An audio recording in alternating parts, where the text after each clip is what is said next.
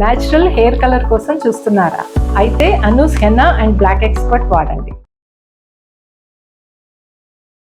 నమస్తే రమ్మ గారు. నమస్తే జయ. ఏదైనా మంచి కథ చెప్తారండి? మామూలుగా పిల్లలకి తల్లుల మాటలన్నిటికీ చాదస్తంగా కోపంగా మా అమ్మ విసిగిస్తుంది ప్రతిదానికి, మా అమ్మ జడ్జిమెంటల్గా ఉంటుంది.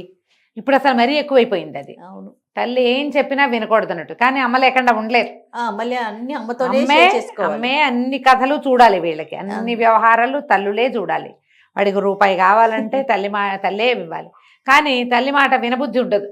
అవును రమ్మ గారు. ఏం చేసినా తల్లి సమర్థిస్తుందనే నమ్మకం ఉంటుంది. ఏదైనా చెప్తే కరెక్షన్స్ వద్దని కాదని చెప్తే వినాలనిపించదు. అదేసేపు మా అమ్మ ఇలాగే చెప్తుందంటారు. అదే నాన్న కొంచెం ఒక్కసారి గట్టిగా చెప్తే వెంటనే వినేస్తారు రమ్మగారు. మనం ఎంత బతిలాడినా కొంచెం వినరు. వినరు. ఈ అమ్మల మాటలు వినకపోతే ఏమవుతుందో చెప్పే చిన్న కథ చెప్పండి. ఈ కథని వాడుకోండమ్మా, పిల్లలకి చెప్పండి. అమ్మ మాట వినని ఒంటె పిల్ల, ఒంటె క్యామెల్. ఓకే ఓకే, బాగుంటుంది. చిన్న కథ ఇది. మీరు దీన్ని ఎంతలాగైనా చెప్పుకోవచ్చు. మొత్తం అంతా ఏమంటారు, మీ తాలూకు ప్రతాపంలో ఉంది అది. ఓకే అండి. పూర్వం అట మేవాడు రాజ్యానికి చెందిన వాళ్ళకి, వాళ్ళ రాజకుమార్తెకి మావారు రాజ్యానికి చెందిన రాజకుమారుడికి పెళ్ళయింది.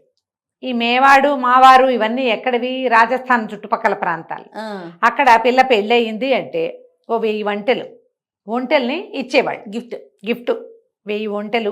దాని నిండా తినుబండారాలు, కొన్ని ఒంటెల నిండా బంగారము, కొన్ని నిండా సామాన్లు, సరుకులు, పప్పులు ఉప్పులు అన్నీ వేసి 1000 ఒంటెల్ని పంపించేవాళ్ళు. ఈ మావారు నుంచి మేవాడు వెళ్ళాలంటే ఏమవుతుంది, ఈ ఒంటెల్లో 999 ఒంటెలే అయినాయి. 1000వ ఒంటె ముసిలిది, లేటుగా బాగా వయసు ఉంది దానికి ఒక పిల్ల పుట్టింది. పుట్టాక పెద్దది, కొంతమంది పెద్దవాళ్ళు కంటారు, ఒంటెలు కూడా పెద్ద వయసు వచ్చేదాకా కంటాయి. కానీ ఒక్కో ఒంటె ఆగదు పాపం, దానికి జబ్బు చేసి చచ్చిపోయేందుకు సిద్ధంగా ఉంది. 1000వ ఒంటేమో లేదు. 1000వ ఒంటె ఏముంది, ఈ పిల్ల ఉంది కదా, అది కన్నా పిల్ల ఉందిగా, ఈ పిల్లని కూడా 999తో జమేసి 1000 చేశారా? 1000 చేసి ఈ 1000ని తోలేరు. మేవాడి వైపుకి వెళ్తుంటే ఈ ఒంటె పిల్లకి అమ్మను వదిలిపెట్టి వెళ్ళటం ఇష్టం లేదు. అదేం చేసింది, ఈ గుంపు నుంచి తప్పించుకుని మళ్ళీ వెనక్కి వెళ్ళిపోయి ఈ ఒంటల శాలలో ససనోదేవుడు అని పడున్న వాళ్ళ అమ్మ దగ్గరికి పోయింది.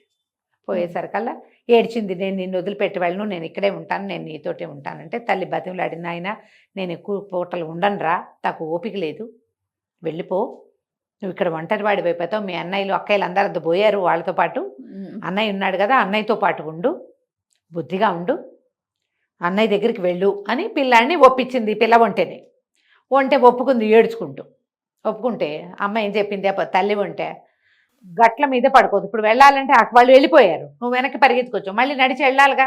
అన్నయ్యని చేరుకునే లోపల, అంటే గుంపుని చేరే లోపల అటు ఇటు ఉన్న దారికి అటు ఇటు ఉన్నటువంటి గుట్టల మీద పడుకోవద్దు, గుట్టల మీద పడుకోకూడదు ఒకటి. రెండోది, మనుషులు మజిలీ చేసిన ప్రాంతాలు కనపడితే మజిలీల్లో పడుకోబోక, నిద్రించద్దు అక్కడ. మూడోది, అన్నయ్య దగ్గరికి వెళ్ళాక అన్నయ్య దగ్గరే ఉండు, ముందే నడువు, కానీ గుంపుకి ముందు వెళ్ళొద్దు, వెనక్కి వెళ్ళొద్దు అని చెప్పి. ఈ 3 మాటలు విను నాన్న, నేను చెప్పిన మాట విను, ఇక అన్నయ్య దగ్గరికి వెళ్ళిపో అని చెప్పి పిల్ల ఆ పూటకు పడుకుంది. తెల్లవారేసరికి తల్లి గిజగిజలాడి చచ్చిపోయింది. తల్లి ఒంటె కను మూసిన తల్లిని చూసి పిల్ల బోరుమని ఏడిచి, అన్నయ్యలు కూడా లేరుగా, అందుకని ఏం చేసింది, ఈ ఒంటెల శాల వదిలిపెట్టి ఆ ఎడారి దారిన నడవడం మొదలుపెడితే ఎక్కడో కనపడుతోంది గుంపు. అక్కడ దాకా ఇది టిక్కు వెళ్తుంది. ఒంటె దబ్బు పరిగెత్తదు, దాన్ని పరిగెత్తించాలి. మామూలుగా నడిస్తే తాపీగా నడుచుకుంటుంది. అయితే నడిచి వెళ్తుంటే దానికి చీకటి పడింది, నిద్ర వస్తుంది, పడుకోవాలి. చూస్తే దారిలో పడుకోకుండా వాళ్ళమ్మ ఏం చెప్పింది, పక్కనున్న దిబ్బల మీద పడుకోవద్దంది. ఎందుకు పడుకోవద్దంది మా అమ్మ, పడుకుని చూడాలి. అదేం చేసింది, దారి వదిలిపెట్టి ఆ పక్కనున్న దిబ్బ మీద ఎక్కి పడుకునేసరికి ఇక 11-12 గంటల అయ్యేసరికి వెర్రెత్తినట్టు చలిగాలి వచ్చి, ఎత్తు మీద ఉన్న వాళ్ళకి ఎక్కువ చలేస్తుంది, వణికి చచ్చి ఇసకంతా రేగి ఆ చలిగాలికి ముక్కుల్లో కళ్ళల్లో పడిపోయి తుమ్మి, నిద్ర లేదు, చలి, డొక్కల్లోకి కాళ్ళు ఎంత ముడుచుకున్నా దాని చలి తీరదు. తెల్లవారుజామున ఎప్పుడో దిగేసి ఆ దిబ్బ కింద పడుకుంది, దారికి రెండో పక్కన. ఓహో, పైన పడుకుంటే చలేస్తుందని అమ్మ దిబ్బల మీద పడుకోవద్దంది. తెల్లారింది, తుమ్ముకుంటూ లేచింది, మళ్ళీ నడవటం మొదలుపెట్టింది. మొదలుపెడితే బాగా నడిచేసరికి దానికి ఈ ముందెళ్ళిన గుంపు ఉందిగా వాళ్ళు బదిలీ చేసిన ఒక ప్రాంతం కనపడింది చీకటి పడే వేళకి. అక్కడ ఏమున్నాయి, వీళ్ళు గుడారాలు అవి వేసుకున్నారు, కొన్ని రాటలు పాతారు, వాళ్ళు తిన్నవి తినుబండారాల పదార్థాలు, చెత్తా చెదారం, అంతేగా పగలు సాయంకాలం వంటలు చేసుకుని తిన్నారు రాత్రికి. ఆ తిన్నవి వండినవి కూరచెక్కులు అవన్నీ పడి ఉంటాయి. ఇది కాస్త అటు ఇటు వాసన చూసి ఓహో ఇక్కడ మనుషులు మజిలీ చేశారు అని తెలుసుకుంది. వాళ్ళ అమ్మాయి ఏం చెప్పింది, మజిలీ చేసిన చోట ఉండొద్దంది. ఇదేమనుకుంది, ఎందుకు ఉండొద్దంది, మజిలీ చేసిన చోట చదునుగా ఉంటుంది.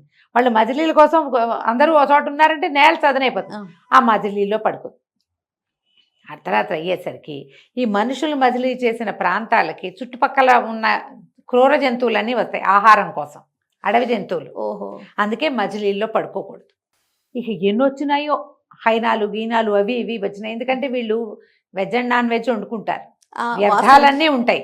తిండి వాసనకి వచ్చేస్తాయి అవి రాత్రి అయ్యేసరికి. మనుషులు లేరు, సందడి లేదు, వాసన వస్తుంది, వచ్చేస్తాయి.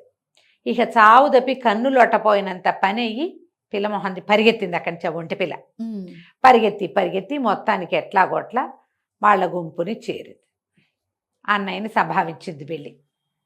దీని ముందు వాడు పుట్టింది తెలుసు దాన్ని. అన్నయ్య అన్నాడు, అదేమంది అన్న ఉంటే ఇక్కడే నడవరా, మధ్యలో నడవరా అని చెప్పి మధ్యలో ఉంది. వీళ్ళ మధ్యలో నడిచేది. అమ్మ ఏం చేయమంది, గుంపు అందరికంటే ముందు వెళ్దామని ఏం చేసింది, ముందు గుంపు ముందుకి పరిగెత్తింది. గుంపు ముందుకి ఇదేమో పిల్ల వంట పొట్టిది. గుంపులో ముందు పెద్ద పెద్ద ఒంటెలు నడుస్తాయా, అవి ఏం చేసినాయి, దీన్ని తోక పీకటం, తొందరగా నడువని దాన్ని అడ్డి మీద మూతితో కొట్టడం, పెడేలమని తగులుతుంది దెబ్బ, కొరకటం. ఓహో, అడ్డొస్తుందని కాళ్ళకి అడ్డం పడుతుంటే పిల్లల్ని కసర్రు, అవి కసిరేసరికల్లా సీట్ అంతా నిప్పెడుతుంది దానికి. వెనకాల తగులుతున్నాయి దెబ్బలు. చిచ్చి వీళ్ళతో నడవకూడదని ఏమనుకుంది, గుంపు వెనకాల నడుద్దామని గుంపు వెనక్కి వెళ్ళింది. గుంపు వెనక్కి వెళ్ళేసరికల్లా ఈ ఒంటెలు నడుస్తుంటే దుమ్ములు మట్టంతా రేగి దీని కళ్ళ నిండా ముక్కు నిండా పడింది. అందుకే అమ్మ ఏం చెప్పింది, గుంపుకి ముందొద్దు, గుంపుకి వెనకాలొద్దు, అన్నయ్యతో అంది. ఇది పోయి మళ్ళీ వెళ్ళి అన్నయ్య దగ్గర నడవటం మొదలుపెట్టింది. అన్నయ్య ఎత్తు, ఇది అన్నయ్య ముందు నడుస్తుంటే ఆ అన్నయ్య ఎవరి మొహాలు దీనికి తగలకుండా కాపలా కాసాడు ఈ పిల్లకి. అన్నయ్య కాళ్ళ మధ్య నడిస్తే సేఫ్ కదా, ముందు నడుస్తుంది, తన ముందున్నది తన చెల్లి కాబట్టి ఈయనేం చేస్తాడు, ఈ వెనకాల ఉన్న అన్నయ్య దాన్ని కొట్టడు చేయడు, నిదానంగా నడిపించుకుంటూ చక్కగా తీసుకుపోయారు.